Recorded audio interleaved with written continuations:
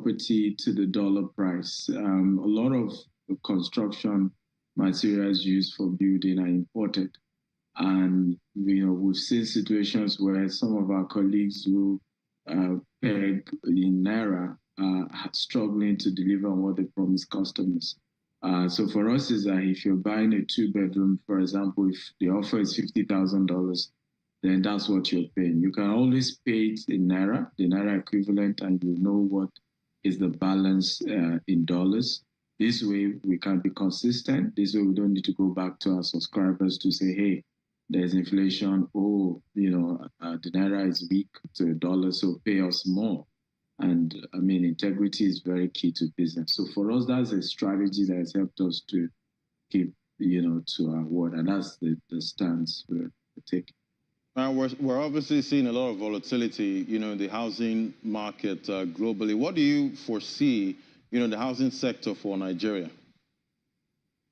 Well, I'm already seeing, again, like I said, I'm not the Bureau of Statistics, but I'm seeing a slow trend. My argument has always been that you cannot have a real estate crash in a country like Nigeria because there's a huge housing deficit. You only have that in developed countries because they don't have deficits in some countries. And so during recession, during tough economic situations, you see a lot of people who probably used to live in big houses, having to even merge with other people and things like that. So that's why you then have those kind of bubble bust. But Nigeria has millions in housing deficits. Some data shows 20 million, some show 26, some show 10 or 15. But either way, we all agree that the deficit run into millions.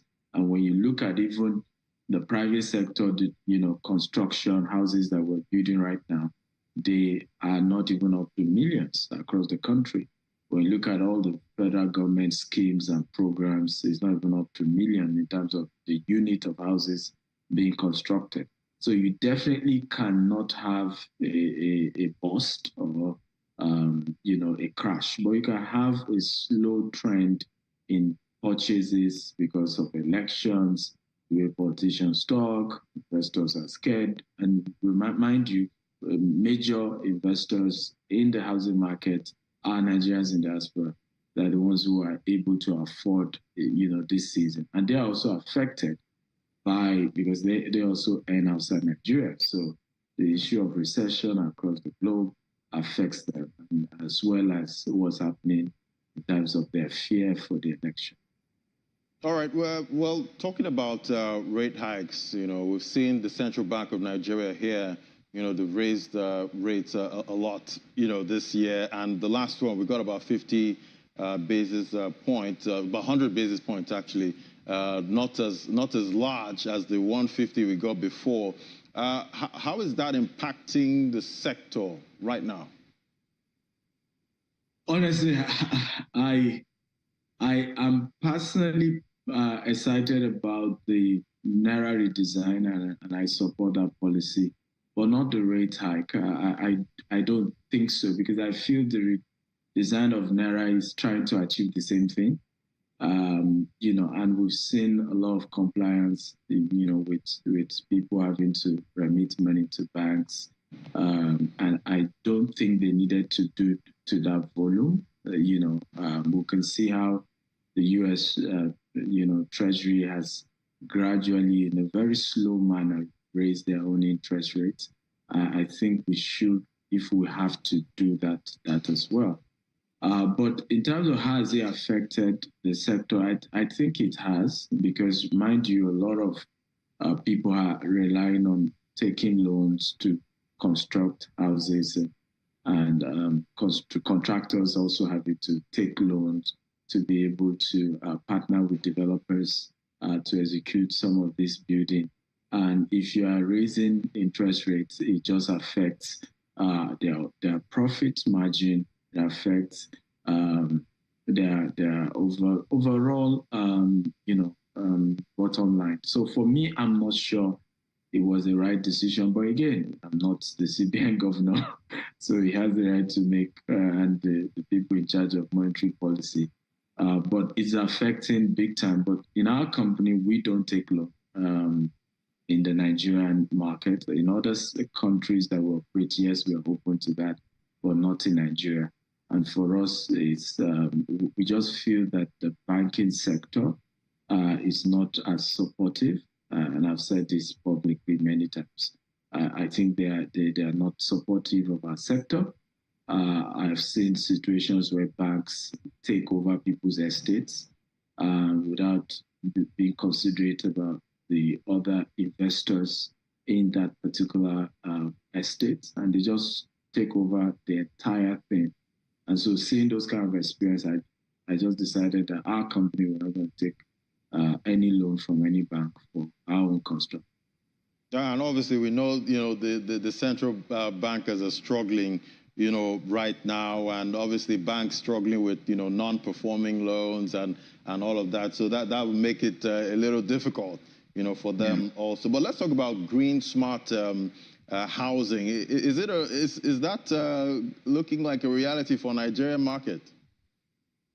Well, it is. I mean, what I think will happen, the same revolution that happened with the telecoms, where we were slow to adopt that, but I mean, Nigeria is way ahead in terms of technology, telecommunication technology, and we are more advanced. I think the same will happen. I just attended the UN Climate Change COP27 in Egypt, and that's been the conversation, adaptation, and I think Africa is ready. I mean, if you look at even what Egypt is doing, they have, housing project running to almost 30 million. You won't believe it, housing units being built. It's massive what Egypt is doing and how Egypt is trying to adapt to climate change.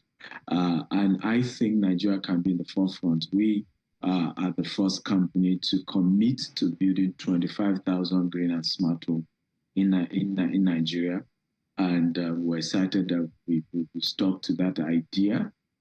It's expensive, because having to convert waste to biogas, rely on solar and other alternative wind energy, is not one of those easy things. So we have a 2035 goal. By the year 2035, we will have 25,000 green and smart homes, and they will be zero carbon emission.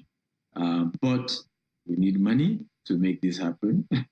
The last time our finance team told us it's going to cost us as much as $20 billion to do that, because we want to put a golf course, polo club, have hotels, shopping malls in those places. We still have 13 years to go. We're still at the beginning stage. But we're excited that we are a company of the future, and there's nothing wrong being ahead of everyone else. All right, talking about what you're, looking to add, some of these essays. Some believe that your housing solutions are for the rich and the affluent. What do you say to them? I think they are right. Housing generally is quite expensive anywhere in the world. I think it's the responsibility of the government, as well as other institutions, to create what we call accessibility to housing. I'll give you an example. Here's a 2-bedroom. Now, when you look at the dollar price of this 2-bedroom, in anywhere in the US, let's even take Dallas, which is one of those states we operate. In Dallas, the cost of 2-bedroom is twice what you're seeing on your screen. But why is it more accessible? It's because I have 30 years to pay. I only have to bring 20% of that amount. In the UK, if I'm a first-time home buyer, I only even need to bring 10% of the amount. And I'll have the government support me with the remaining 10%, then I get a lender to give me the remaining 80%. And I have 20 to 30 years to pay back. So for me, I think housing generally, globally, is not really cheap. But what government and finance institutions have done is to make it accessible even to those who are not rich. And we have to face that reality, because part of why we have attracted quacks in our sector is because we're playing to the gallery with the conversation of, oh, I'm just going to be cheap. I'm, affordable housing. And we all know that it's not in the hands of any single developer, right, to make housing affordable in Nigeria. It's just the truth. But of course, we can keep playing that language just to make customers feel good. But the reality is that it's not in your hands. If it's gone, because you are not the manufacturer of the materials, the cost of buying land. If in some cases you pay for land twice, you pay family, you pay government to get the land perfected. So these are factors that affect the cost, and we hope government will come in to make it more accessible. But what we have now is a program that allows people to have up to 3 years. And at any point, once they've done up to 30% that they are struggling to continue, we link them up with a credible mortgage company that then supports their ability to then extend the payment from 3 years to up to 15 years. And I think that's the kind of creative concept that we are bringing to the market. And obviously, affordable housing is very critical, right now, knowing that 133 million Nigerians are multidimensionally poor, at this time. We definitely need affordable housing. But let's talk about your vision for 2035. I will even say accessible housing, right? Because the affordable is relative, right? But can I even still access it? Even if the price is a bit higher, and then I have enough time to spread, which is what's happening all over the place. Yeah, enough time, to spread is, also much needed too. Let's talk about your vision now for 2035. Still, a dozen years away. We've seen you, continuous expansion into other countries and continents. Do you think you'll still have a Nigerian or African face, at that time? Absolutely. I feel that we definitely cannot achieve the vision 2035 without foreign direct investment. We need a lot of investment to do that, particularly because of the model, the concept. For example, I'll give you an example. One of the technology we've seen that we want to adopt is a machine that converts plastic to energy, right? However, that machine alone goes for over $6 million, right? And that's just to power one estate out of almost 200 estates we will have hopefully by the year 2035. So when you look at the cost implication, you definitely need a lot of foreign direct investment, even grants as well. However, for us is to say that if our success in Dubai, in UK and US, gives a lot of these investors who are even based in this country to say, okay, we know you here. We've seen what you're doing here. So we can trust you when you say you have this big project in Nigeria and you need us to invest. And so for us, we feel that our international expansion, it gives us a lot of credibility abroad, enough to attract a lot of investors to believe in our vision and to partner with us in our Nigerian quest. Let's talk about your offerings now, and when exactly will the promotion kick off, and how can people actually access it? Beautiful. So we already have a lot of people who have started taking advantage, but we're doing a global virtual launch on Saturday, 10th of December, and we're inviting the general public, particular investors, to come, and we will be able to break down the offers. It's an off-plan sales. Again, like I told you, we try our best not to take low because experiences we've had is not encouraging. And so for us, what we've done is to say, you know what we'll give you opportunity to pay us gradually. We'll mobilize to sites in March of 2023 and start building gradually. Those who pay outright by early 2024 will even get keys to their house. And of course, others who are paying installment for 3 years, once they are done completing their payment, they then get a key to their house. And we've made it such that we have 5 locations in Lagos. We have Abeokuta, we have Asaba, we have Abuja. So you have that option of where you want to buy, whether it's Isheri or Kutu or Ikorodu, or Ibejuleki. So there is that choice. We already have normal, ready to move in, units that we currently market, and they are all over Lagos, and we're spreading to other locations as well. But those ones is you're having to pay outright, because the houses is already, and you just pay fully and you move in. But this ones gives you opportunity for accessibility by flexible payment, and it also gives us enough time for us to also deliver. So a 3-year window period is a fantastic time. And what will be happening to investors is that in that 3 years, you're almost having 100% return on investment, because by the time the house is ready, the value of the property will be almost 100% what it was 3 years ago when you started paying.